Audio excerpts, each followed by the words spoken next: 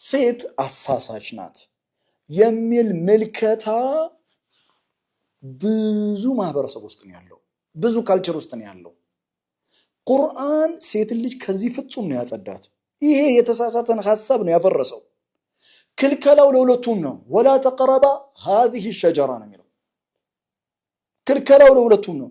ሲያጠፉ ሁለቱንም ነው ቁርአን ይወቀሰው።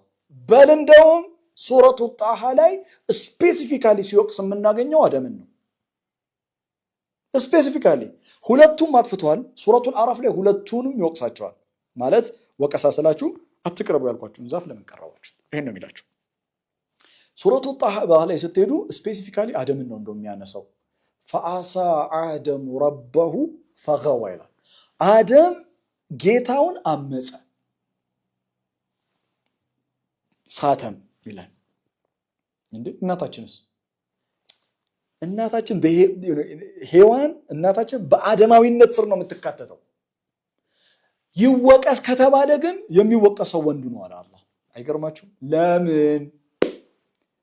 ለምን አትሉኝም? ምክንያቱም የቤቱ ራስ እሱ ነው። የቤት ራስ ወንድ ነው። ያ ማለት ሁለቱም አጥፍተዋል።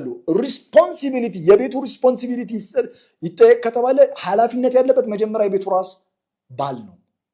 ከዛ ሚስት ተጠያቂ ናት። ሁለቱም ተጠያቂ ናቸው።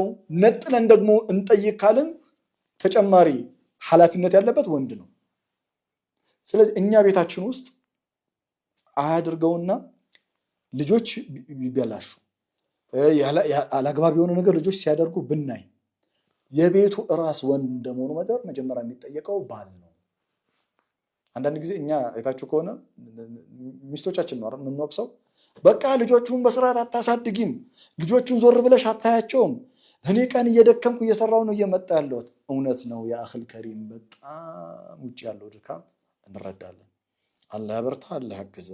ነገር ግን ቤቱን የማየት የማስተዋል ለሚስትም አቅጣጫ የመጠቆም የእሷንም ምክር የማድመጥ በጋራ ባልና ሚስቶች በጋራ ስለ ልጆቻችሁ የመወያየት ሚስት ስለ ልጆቹ የቀን ውሎ የማስረዳት ትምህርት ቤት ስላለው ሁኔታ የማውራት በጋራ ኃላፊነት አለባችሁ። ከምንም በላይ ቤት ውስጥ ለሚፈጠሩ ነገር የቤቱ ራስ ተጠያቂ ነው።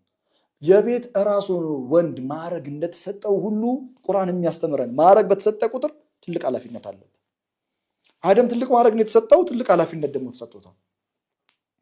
ስለዚህ ሴት ኃጢአት ሁሉ ከሴት ይገኛል፣ ሴት አሳሳች ናት የሚል ናሬሽን እንደ ቁርአን አስተሳሰብ የተሳሳተ ናሬሽን ነው።